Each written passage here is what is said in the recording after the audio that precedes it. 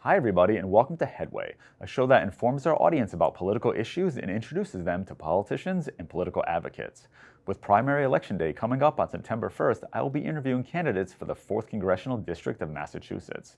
For this episode, I'll be speaking with Democratic candidate Jake Auchincloss, a Marine Corps veteran and Newton City Councilor.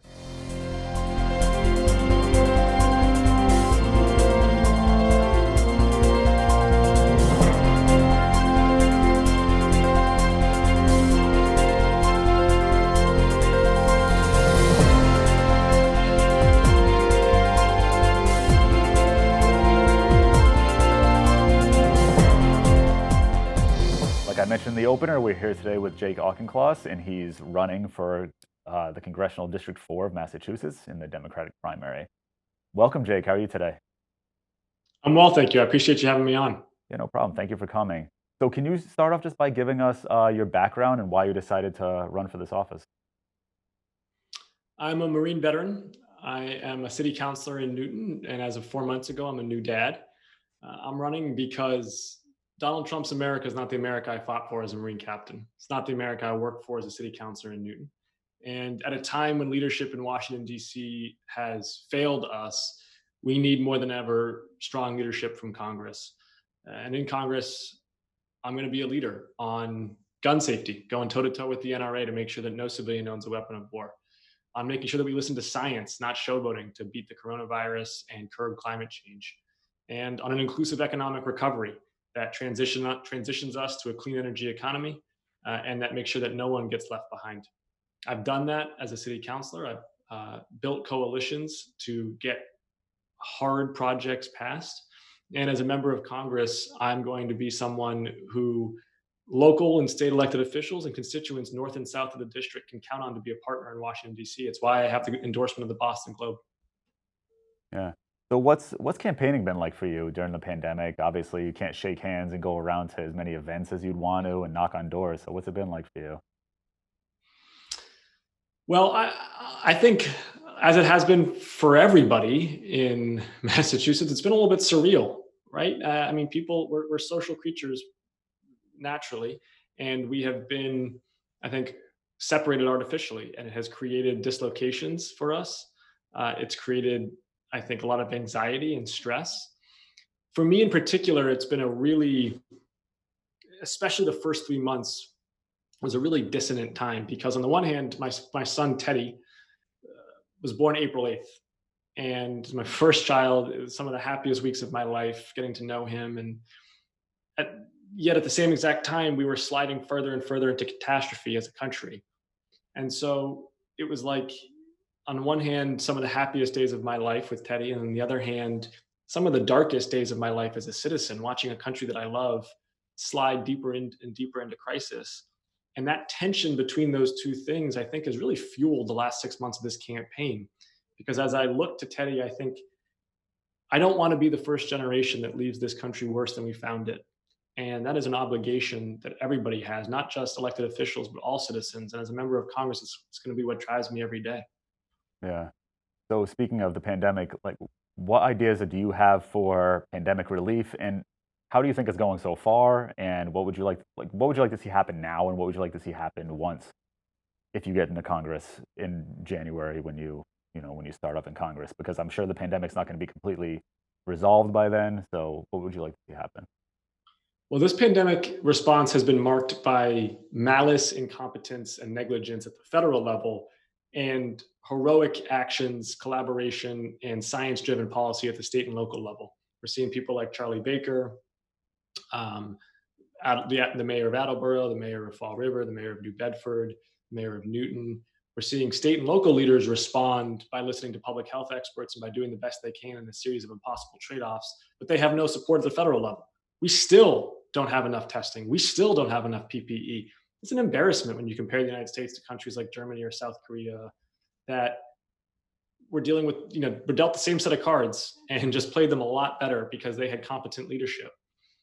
And so we need a robust public health infrastructure. That means testing, contact tracing, funding for local budgets to ensure that they can provide essential services safely, including education, and then vaccine development and distribution. And a member of Congress's job is to be a bridge between those activities at the federal level and then what mayors and local elected officials need at the state level, because they're the ones on the ground doing the work. And my job is to be a partner to them to make sure they have the resources and the information they need. Yeah, and what would you like to see the rollout of a vaccine, which is probably, I mean, from what I've been hearing, probably like in the winter, we'll be getting might be getting a vaccine. So how would you like to see that rollout go? I mean, as far as, if people are going to be paying for it, if it's free, how do you deploy a vaccine to the entire country? And also, like, should we be sharing it with the world if we are the ones who develop it? How would you like to see that happen?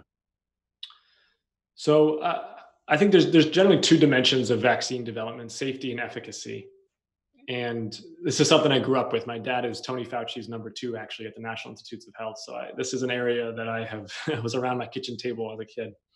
And efficacy, I think, is not going to be the hardest one of those two dimensions. Efficacy, I think they can get a vaccine that is truly going to create the antibodies necessary, and I think there's a fair degree of confidence for that. I think where we need more confidence is on the safety of the vaccine, because we are expediting the timeline. Vaccines generally take a decade to develop. This one's obviously happening a lot quicker. Mhm. And so the US government needs to demonstrate with transparency to citizens that they can trust the safety of this. They can trust the safety if you are a person with significant comorbidities, if you're a person over the age of 65, if you're pregnant, if you're a child. They've got to show for all these different demographics that it truly is safe. And then we need first a widespread voluntary adoption program, and then I think increasingly mandated adoptions of the vaccines if we cannot get to herd immunity, because we're not going to be able to safely reopen this economy until we get vaccine widely distributed. Yeah. So you're a Marine Corps veteran. What are your ideas for just, for helping veterans? A lot of veterans in this country, a lot of veterans in the area. What are your There are. ideas for programs for veterans, for strengthening the VA, for all the programs that veterans rely on? Yeah. I served a tour as a Marine captain, as a Marine lieutenant in Afghanistan, an infantry platoon commander, and then as a Marine captain for a special operations branch in Panama in 2014. And joining the Marine Corps was one of the best decisions I ever made. I'm proud to be a Marine Corps veteran. Attleboro is, so far as I can tell, the data is not perfect, but so far as I can tell, Attleboro is actually the densest concentration of veterans in the Massachusetts 4th District. Tremendous number of veterans in Attleboro. And I think you can sense that as you walk around Attleboro. There's a vibe there of a place that's deeply proud of its service to this country. You can kind of soak it in. I got the antenna up because I'm a veteran as well, but it's a wonderful feeling. Uh, we need to adopt statewide what Mayor Walsh has been effectively able to do in Boston, which is to ensure that there are no homeless veterans. We need to ramp up mental health and opioid abuse counseling for veterans. And we've got to make sure that that we're not leaving behind those who served this country as part of this economic recovery. One of the key priorities of mine is that this economic recovery that's going to happen needs to be an inclusive one. It needs to be one that is not just good for Boston and Cambridge, but is good for Taunton and Attleboro and Fall River as well, and that includes veterans. Yeah. I don't know what your plans are for higher education, but so this might actually intersect with that in a way. But I was just wondering if is there any extension of or a strengthening of the post 9/11 GI Bill, or would that stuff more be covered under a different higher ed plan that you have? Well, I think we need a broader program for higher education, and we're in a situation of tremendous transformation for higher education right now.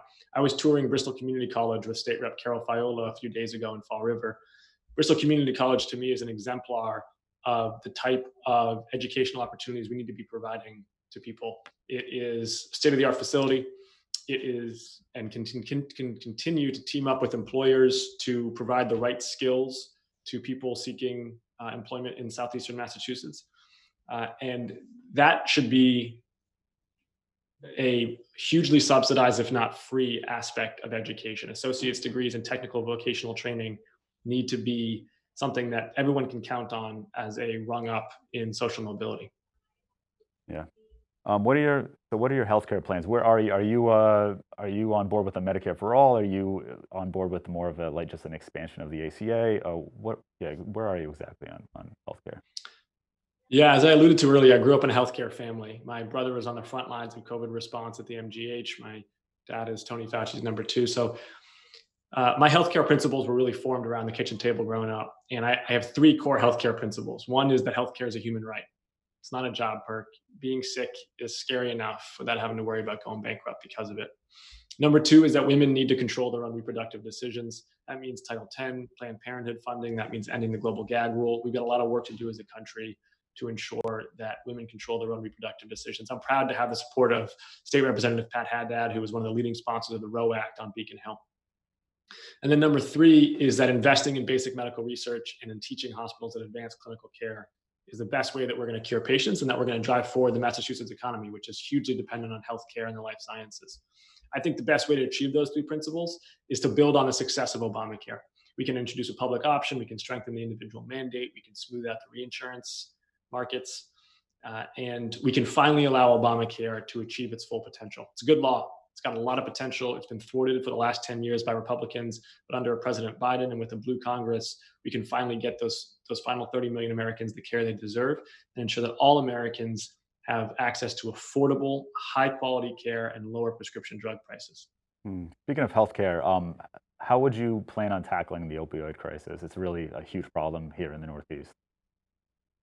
It absolutely is, and we've got to treat it as a disease, and we got to destigmatize opioid abuse. That means more funding for treatment centers, and it also means leadership from elected officials to not put this or sweep this under the rug, but to embrace this issue as one that is affecting the quality of life and the safety and well-being of their constituents. I went to an opening of a community clinic in Franklin a few months ago before the pandemic struck that uh, helped people who were dealing with opioid abuse, and it wasn't just the provisioning of actual medical treatment, which is obviously critical.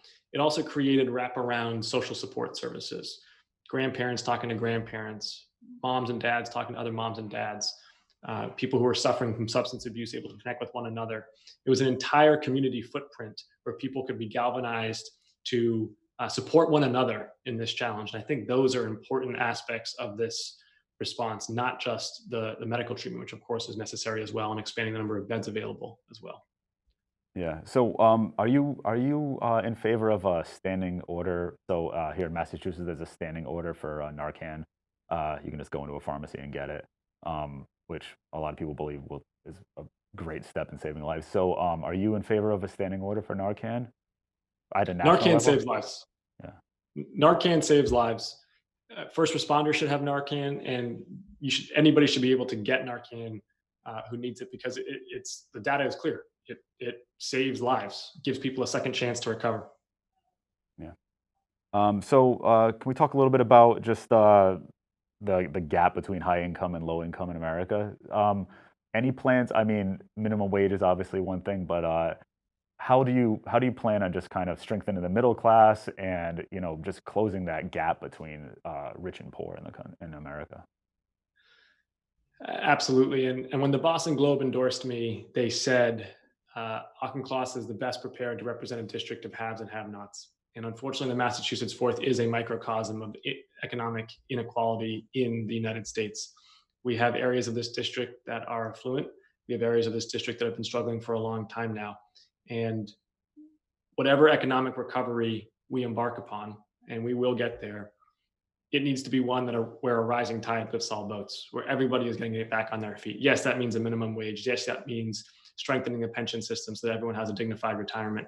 But it also means provisioning and supporting good jobs. It's a word that's too infrequently used on the campaign trail.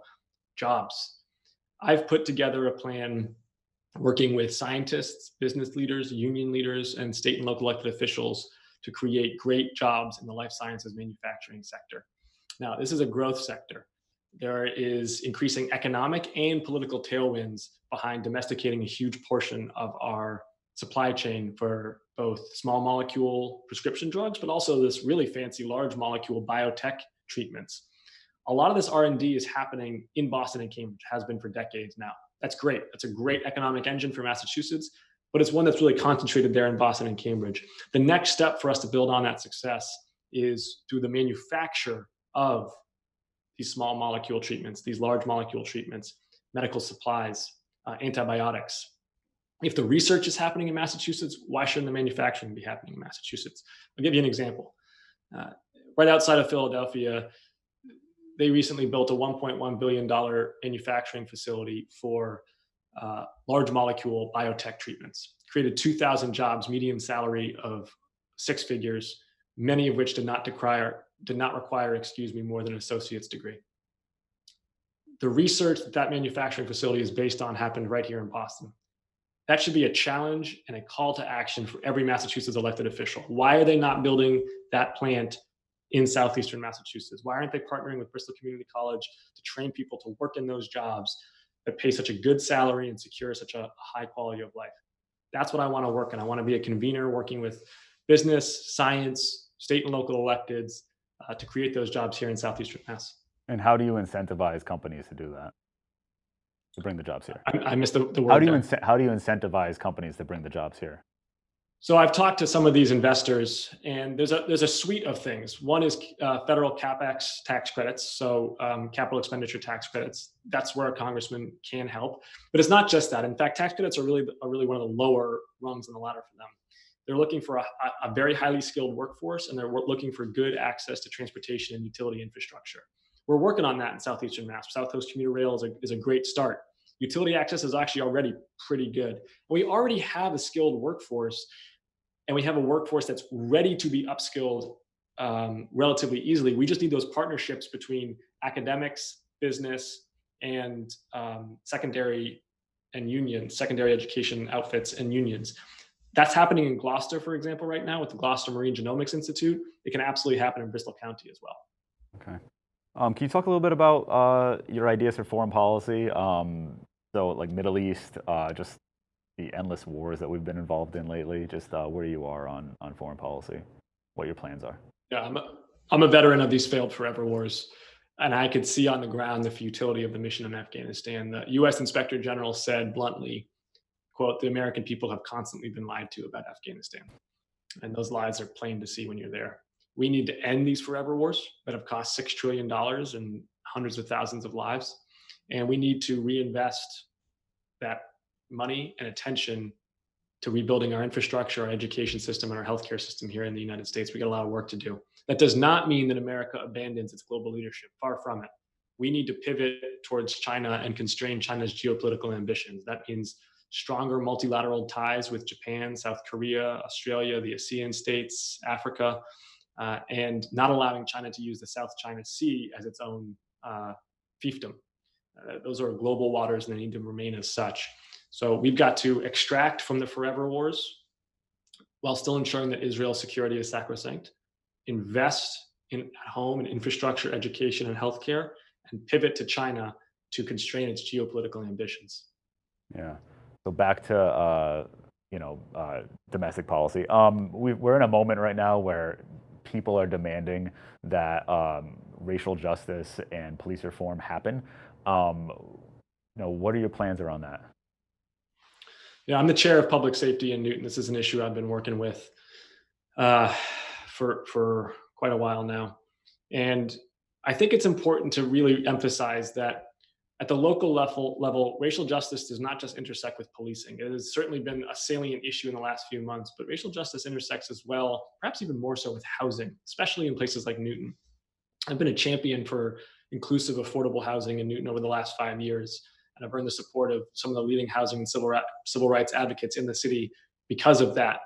And we cannot take our eye off the ball that unless we are building the housing and the transportation system that truly creates an inclusive Commonwealth, we're not doing our part on racial justice.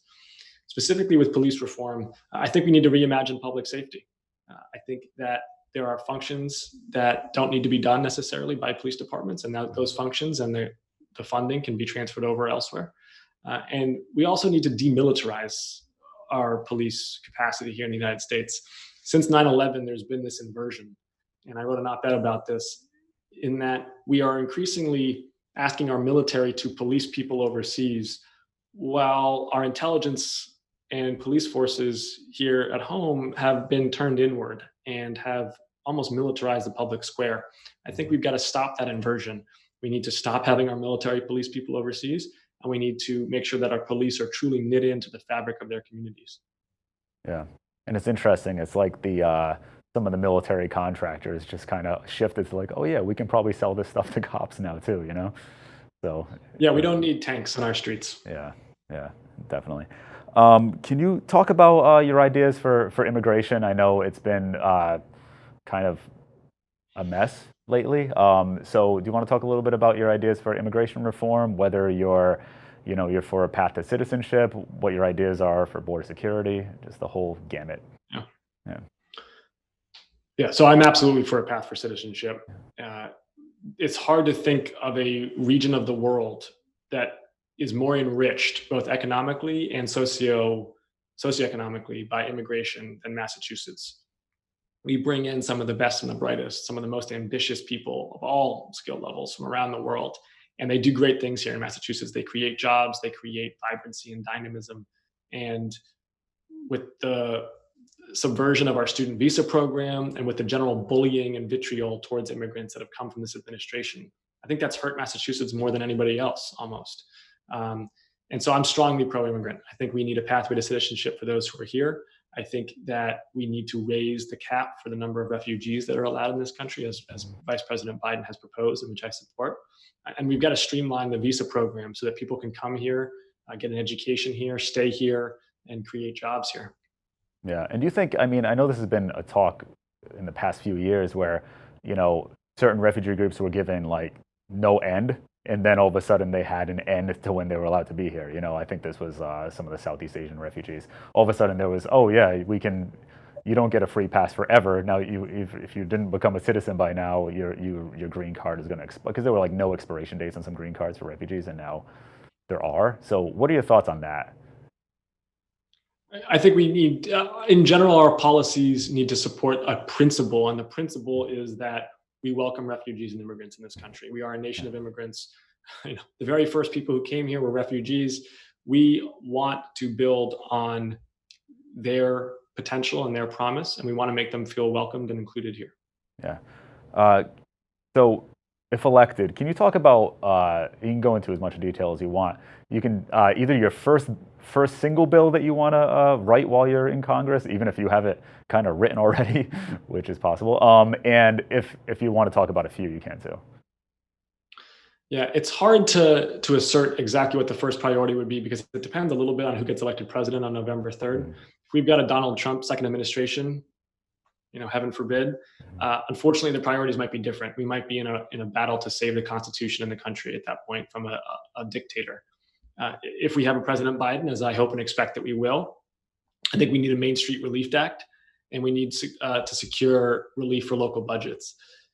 The Relief for Main Street Act basically funnels federal funding towards small businesses and local nonprofits that best understand the challenges and opportunities on the ground. That's the way I think we should best operate as a federal government, not necessarily dictating that we know best how to spend the money, but using channels that already exist on the ground, working with people who understand realities on the ground to disperse those funds. That's what the Relief for Main Street Act would do. And then we also need relief for local budgets. These are essential services from education, public safety, waste management, water management, things that are not glamorous, but when they stop working, boy, people notice. And we've got to ensure that we can continue to provide those essential services. Yeah. Are there any bills in Congress that might be stuck in committee or something that you've noticed that you know about that you really would love to just get pushed along, that you'd like to get on co-sponsor Yeah. and make move? Yeah, there are 7 bills right now in Congress that would put a price on carbon, and they're all stuck in some various stages. And I'm a strong advocate for carbon pricing. I think it's the most effective way we're going to get to a carbon neutral future, and the most effective way we're going to generate the funds that we need for a Green New Deal to reinvent transportation and energy infrastructure here in the Commonwealth. I would absolutely work, frankly, on any of those 7 bills that I thought could get passed. I would roll up my sleeves, work with progressive Democrats, work with moderate Democrats, work with moderate Republicans to get a bill passed so that we can make real, meaningful change on climate. Yeah. Um, so you talk a little bit about LGBTQ rights? I mean, I know Massachusetts was one of the big, like, gay marriage before anyone else, so it's a big issue here. Do you want to talk a little bit about? I mean, there's a lot of work has happened. You know, the Supreme Court decision helped out a lot. Anything else that you think needs to happen and that you'd want to address if in Congress? One of my first memories, one of my first political memories, I should say, was being an intern for Governor Patrick and being on the State House lawn as we were celebrating Massachusetts confirming that it was going to be the first state in the union to allow same-sex marriage. I think it was a real victory and a real hallmark for Massachusetts. We still have work to do. Yes, we've made progress in the last 13 years since that date, but we're still a society that is not welcoming and inclusive enough for LGBT community. And in general, I support legislation that codifies our aspiration as a country to be a place where, regardless of race, creed, ethnicity, sexual orientation, gender, you have the best possible opportunity to succeed in life. Yeah. So this is kind of going back to what you'd want to do in Congress. So can you talk about what committees you'd want to serve on and why you'd want to serve on them? Yeah, there are two. They're both hard to get as a freshman, but kid can dream. I would love to be on Energy and Commerce. That's currently Congressman Kennedy's seat. Okay. Truly influential committee for economic development, and that's a real critical priority of mine. And I think that committee is one of the best ways to make progress on it. Being on E&C, for example, would allow me to be very influential in this life sciences manufacturing plan that I alluded to earlier in the conversation. And then the second, and you are allowed to be on two if it's the second one, is intelligence. As I said when discussing foreign policy, I think we failed in our forever wars overseas. I think not all, but a significant chunk of the accountability there needs to rest with our intelligence community. In general, we just need more transparency and sunlight in understanding what are the 17 intelligence agencies in the United States doing? What are they doing overseas? What are they doing here at home? How are they using facial recognition technology, for example, which is, I think, a potent technology that we need to much better understand and regulate. And as a former Marine reconnaissance officer who understands the use of intelligence on the battlefield, I'm going to ask some pretty tough questions. Right. Thanks a lot for coming, Jake. It was great hearing from you, and it was great having a conversation with you. I appreciate you having me on. I had fun. Yeah, good luck with everything. And Thank you. thank you everyone for watching, and tune in very soon for another episode of Headway.